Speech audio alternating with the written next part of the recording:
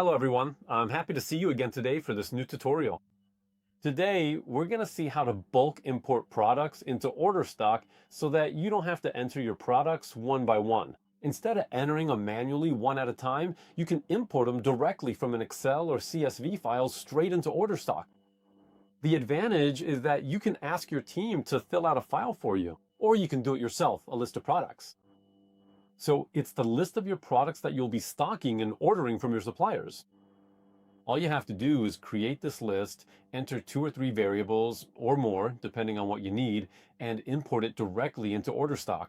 That way, your inventory is ready to go right away, or at least your product list is ready to use. So let's take a look at that right now. Here we go. You go to tulipwork.com, log in as usual. So let's log in, Cafe Pushkin here. This is the test account. And from there, you go to products and you'll see a list of products. So here, for example, I don't have anything, just milk as a draft. And if you want to import products, you go to import/export, and there you'll download the CSV template I provided for you. This will serve as a base for you to enter your product names and each of your product's variables. So here, I've put in product A and product B for you, with several variables. Each variable corresponds to a column. Don't worry, you'll see, it's super simple. We're going to assume that you're using MonoStore. Just as a reminder, on OrderStock you have 2 modes. There's the multi-store mode and the MonoStore mode. You can activate multi-store mode in the Pro settings here. It lets you manage several stores with a central warehouse or even a central kitchen if needed. Here, we're going to stick with the simple one, MonoStore mode, to start with. And I'll make another tutorial for multi-store mode. So here, in the first column, you'll have the names of the products. Let's say, for example, instead of product A, you put almond flour, and instead of product B, you put sugar, whatever you want. So that's the first column. This is the restocking period. So just as a reminder, in OrderStock, you have 2 modes. You have the forecast mode, which lets you order your products based on your daily sales, multiplied by the number of days. You want to have the product in stock. So the restocking period, for example, typically for almond flour. If you want almond flour for 30 days, you enter 30 here each time. If you want sugar for 60 days, you put 60 here. On the other hand, if you're adding a product and it's something more perishable, like, I don't know, chicken, then it would be more like, I don't know, 5 days, for example. And here, this is your estimated daily sales. So typically for almond flour, how much do you use or how much do you sell? So how much do you think you use each day? Or how much do you sell? So almond flour, for example, if you make cookies or whatever else with it, you estimate that you need about 5 kilos per day. In that case, you put 5 here. And here in packaging unit, so in the packaging mode, you'll replace unit with kilo. Same for sugar. If you think you use 10 kilos per day, you put 10. And here, you put kilo. Just so you know, on the Porspo page, I explained here that the packaging mode can be unit, packaging, box, kilo, or liter.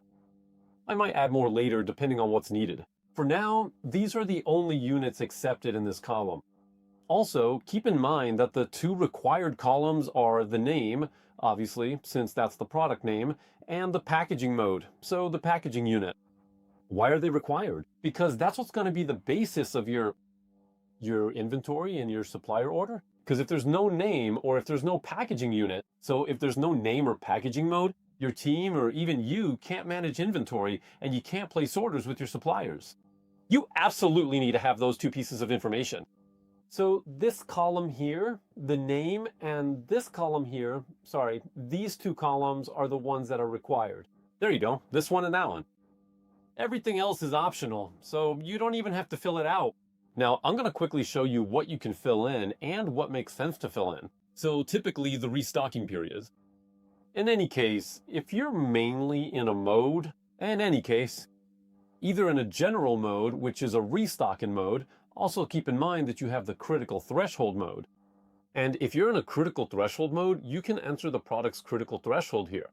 And you can very well have both a restocking period of 30 days and, for example, a critical threshold of 10. You never want to go below 10 kilos for this product. And keep in mind that for each product, you can specify a different mode than the one set by default. That means that there's a product for which you absolutely want to use the critical threshold mode instead of the forecast mode, you set it here. Critical threshold instead of forecast mode. Or you keep the default mode, which in my case here is the forecast mode, since in the settings I selected the forecast mode. There you go. So here I've entered my restocking periods. I've entered my daily sales or my more or less daily usage. I'm not required to fill in the average daily sales of chicken. However, I am required to fill in the unit, the packaging type for the chicken. So here, what should we say? Kilos as well. This is the quantity you consume, and that is packaged by the supplier. So typically, almond flour will say it's packaged by the kilo. But you can also decide that sugar is packaged by half a kilo and not a full kilo. And chicken, for example, is packaged in 10 kilo portions.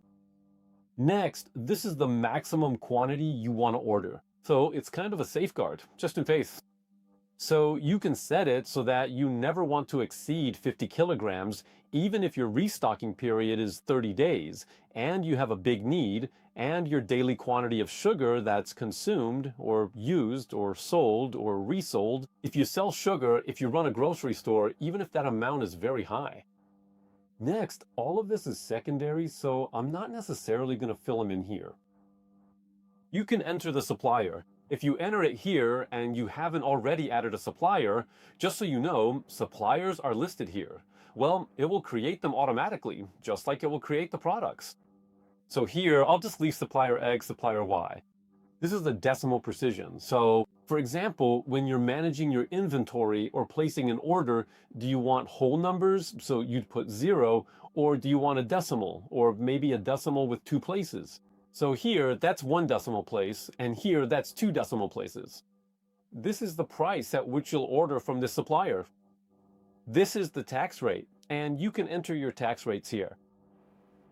Here, this will be the category, and you can also enter your categories here. If the category doesn't exist, OrderStock will create it automatically. And these are the assigned stores. So this is for multi-store mode, this as well as for multi-store mode, and here you have all the information for each store, each location. So we can add columns and say, I want a specific maximum quantity for store 1, store 2, store 3.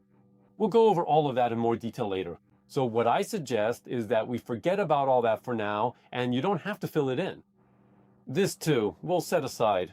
We'll keep things simple for now with mono-store mode. So now all you have to do is save, so just do that.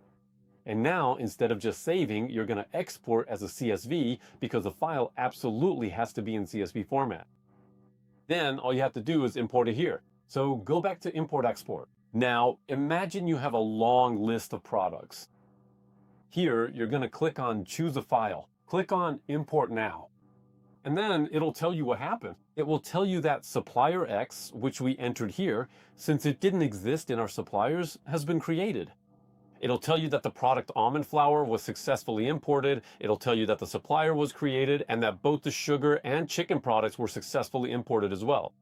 And now you go into products and you can see that the chicken, sugar, and almond flour have all been successfully imported, that the almond flour has been assigned to supplier X as it should be, the sugar to supplier Y, that the categories have been properly respected, your categories here have been created, your suppliers here have been created as well, and so there you have it. It's super simple. You just have to follow the format I've provided here. You don't have to fill everything out. This whole section here, you don't have to fill it in. You can just fill in the name and the packaging unit, which is super important. And just like that, your product list is ready to use. And all that's left is to do your inventory, either yourself or with your team. So here you go. This is a stock page, which you can also access on a smartphone in a responsive format. And so all your products are imported.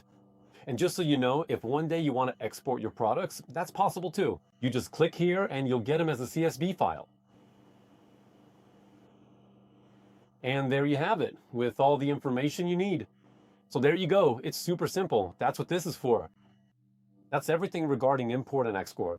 Next time, we'll look at how to import your products in multi-store mode in case you have several stores here. I wanted to keep it simple to start, but next time we'll cover multi-store mode. That's all for today. See you very soon. And don't hesitate for a second. If you have any questions about getting started with the tool, or if you need help to begin, I'm here to support you. Please feel free to contact me by email.